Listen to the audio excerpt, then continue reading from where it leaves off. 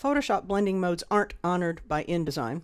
I have a cast shadow painted in Photoshop. I need it to multiply with what's underneath. It's set to multiply in Photoshop, but that isn't honored by InDesign.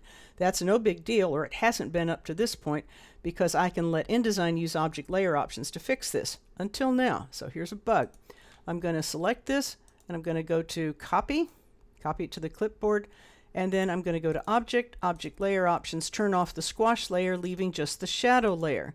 Because now that it's separate, I can come over to Effects and I can set this to multiply, which is what I need. But this is okay. I'm fine with that. But when I bring back the piece that I copied to the clipboard by choosing Paste in Place, it's the same image. I haven't touched it in Photoshop. I'm going to go back to Object, Object Layer Options, and it doesn't recognize the link. It thinks it needs to be updated. Nothing's happened to it in Photoshop.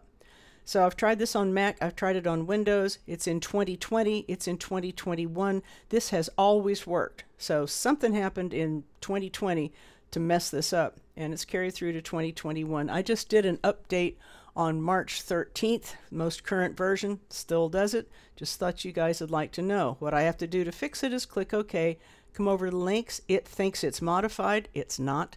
Update that, then I can go back to Object, Object Layer Options, turn off the shadow, leaving just the squash, creating what I guess I would call a shadow sandwich. So this is something we've had to do all along. It's worked very well because we could use Object Layer Options. Now it doesn't work anymore. So just thought you'd like to know.